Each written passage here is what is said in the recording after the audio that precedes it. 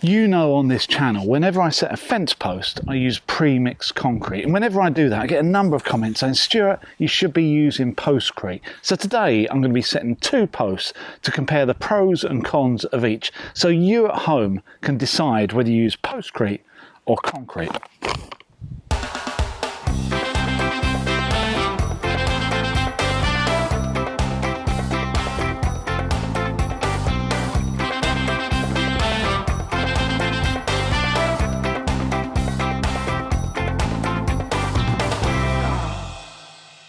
So yes, today is a day where we look in depth at your pros and cons of using concrete versus postcrete when you're fixing your fence posts. Now I'm going to be fixing these 2 fence posts. They're both 4x4 timber and they're 8 foot long. So I'm going to put 2 foot in the ground, which is about the bare minimum you can get away with, leaving 6 foot out, which is the typical height of a UK fence. Now the ground I'm going to be doing it on is just a rough piece of ground in my garden and definitely doesn't have any engines buried underneath it. Now I picked apart a virgin ground. This is completely undug. I'm going to install these fairly close to each other, but not too close that they'll affect each other in any way.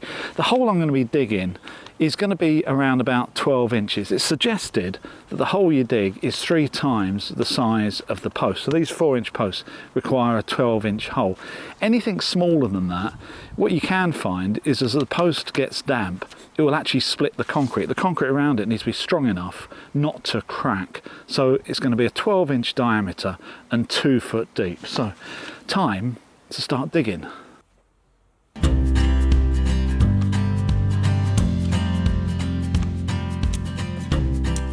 I go about digging the 2 holes in my normal way using my roughneck post hole digger together with my long handled drainage shovel, which I find is the easiest way of digging holes like this, and I'm so glad I invested in them a couple of years ago. I'll put an Amazon link to them in the description below.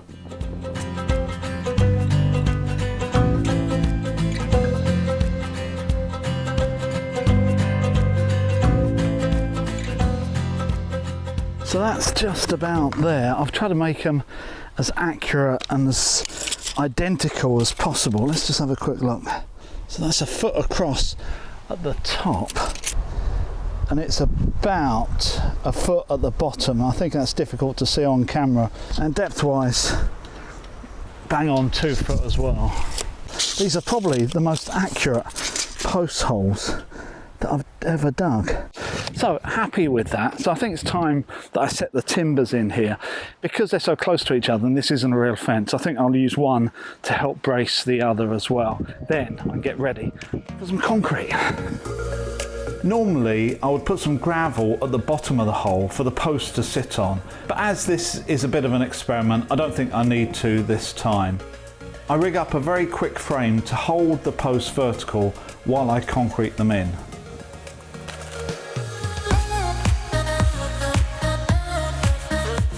I start with my standard 6-to-1 hand batched concrete mix. I would normally use my cement mixer, but not everyone has one. So today I'm showing you my method of hand batching that most people can do at home. If you want to see more details on how I do this, please see my 2-minute tips video on hand batching concrete, where I go through this process in more detail step by step. Link to the video is on the screen and in the description below. This size hole is going to take around about 3 bags of ballast. Ballast is a mixture of sand and gravel ready for you to add cement to make a standard concrete mix. Alternatively, you can buy ready mixed concrete with cement already in it, so all you have to do is add water if you want to spend the extra for the convenience.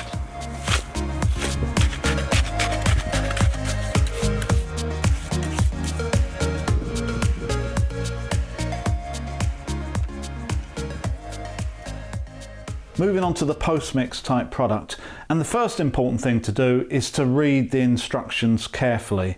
This tells me to fill the hole 1/3 full of water and then put the mixture into the hole until no standing water is visible. It then tells me to sprinkle some water over the surface and backfill the hole with soil, which I don't agree with. I want my concrete coming up right to surface level with a slope to shed water away from the post. But I'll come back to that later. In the meantime, I fill the hole 1/3 full of water. Exactly 1/3.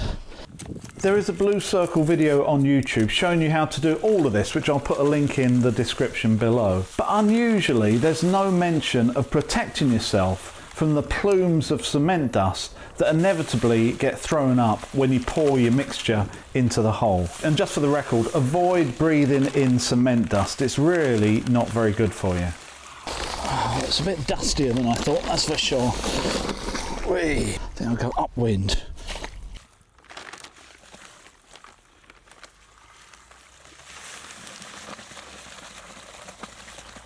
Well, there's still plenty of water in there. It's pretty liquid. There's pure water there. So I think it's time for bag 2. It says I should put enough in so I can't see the water. Okay, let's come to the top here.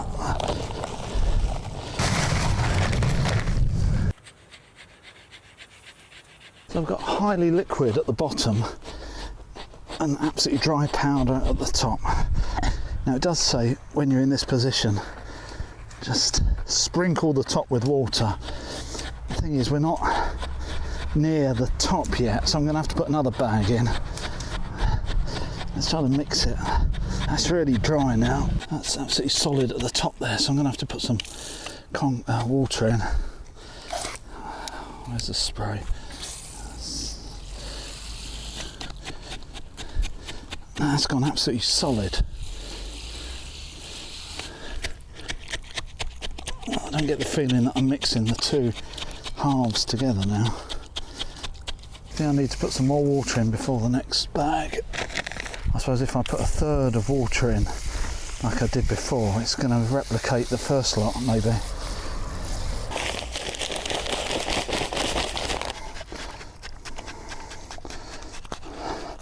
I can't really feel what's happening to it more than like 20 mil down. It just seems to have gone into a big thick lump. Anyway, let's see if we can top it up.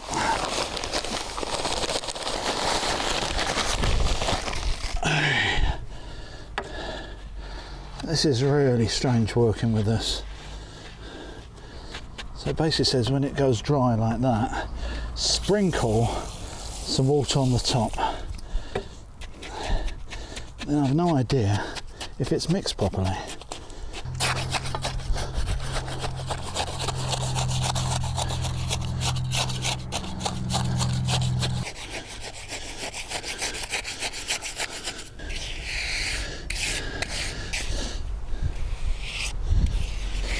So that was just a little bit of luck, I think. I just put the right amount of water on, which meant that I hydrated it, and it's obviously going to go hard, and it's got enough water for the chemical reaction to work, but not enough to make it too sloppy. So I managed to form the slopes quite nicely, but I think a little bit more water and I wouldn't have been able to do that.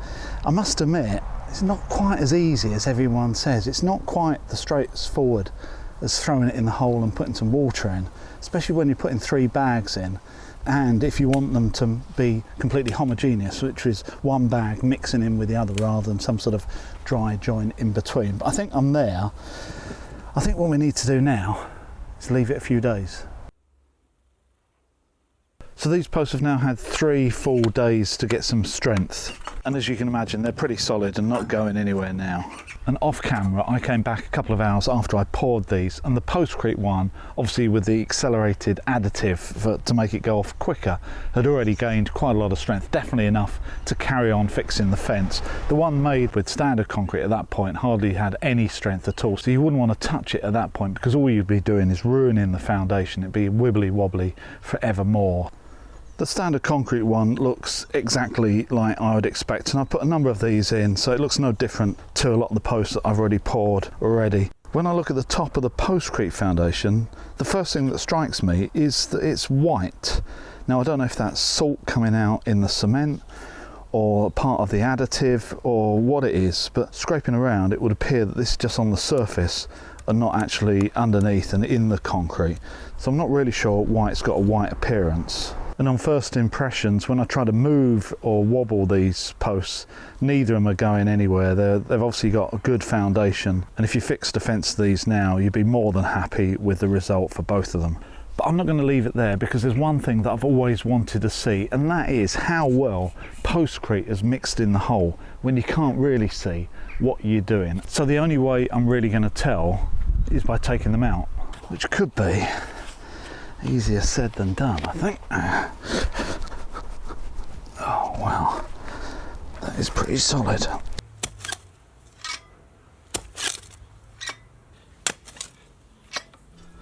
Can't believe I'm back digging 3 days later, taking these things out.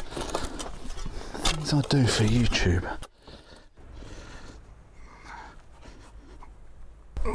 It's going to have to go a lot deeper than that.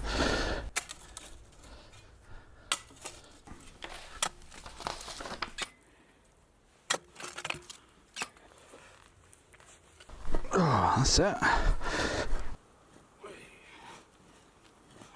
That's going to be really heavy, isn't it? Yeah, I didn't think of that actually. That's 3 bags of ballast, plus this bit of cement, plus the post. 20, 60, 70 kilograms. Oh my god. Yeah. Leverage. The main reason I tend not to use a post-mix type product is because I like to know that the concrete is properly mixed, and the only way you can do that 100% is to mix it outside the hole. So taking these posts out now is going to be very interesting to see what the Postcrete foundation looks like. I use leverage to raise the post plus foundation and rely on the soil around it to fall back into the hole to gradually raise the posts.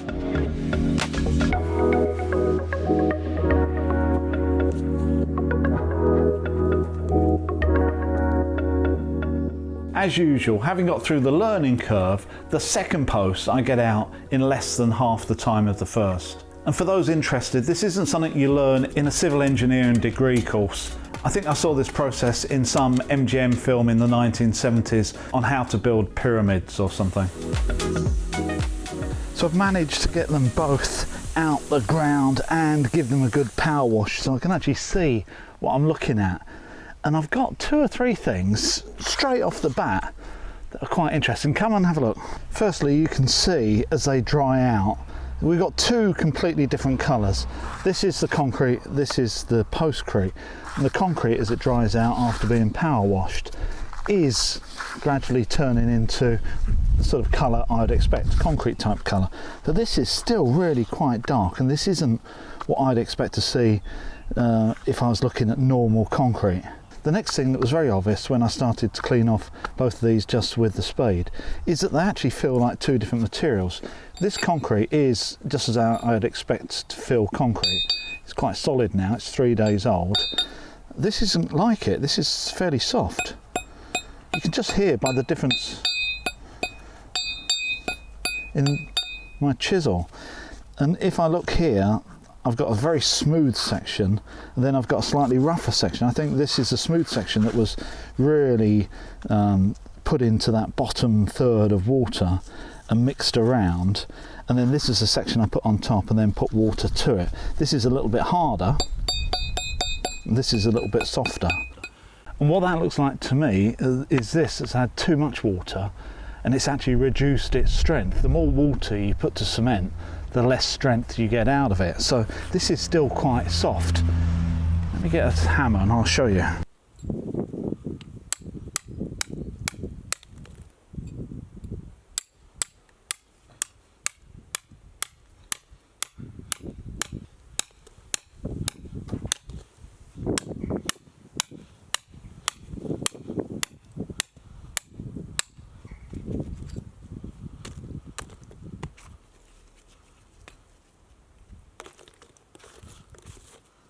whole bottom has now come away.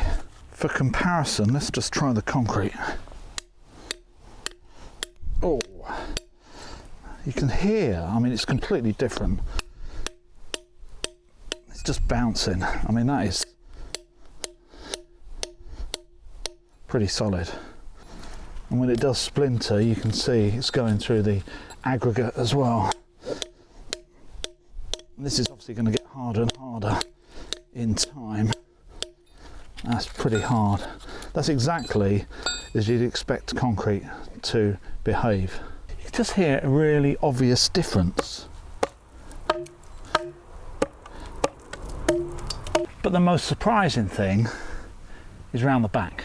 So on the postcrete post, what's somewhat disturbing is the fact that the bottom of the post here is completely clean and protruding maybe 3 inches out the bottom of the postcrete, whereas on the bottom of the concrete one it's exactly what you would expect. I would normally put gravel here for the post to be sitting on gravel, and that concrete was sort of intermixed with the gravel, but definitely this would be slightly elevated on a bed of gravel. If you look at the postcrete one, this is sticking out, so this was in pure water, and it also means that the postcrete mix never got to the bottom of the water, which is really concerning actually, because I tried really hard to mix this bottom nicely all the way to the bottom and failed. So if I tried that, I wonder how many other people have used postcrete and the bottom of their timber post is now just sitting out like a sore thumb in, well, once the water has drained away, potentially a void, or if it hasn't drained away, just sitting in pure water. Time for a review.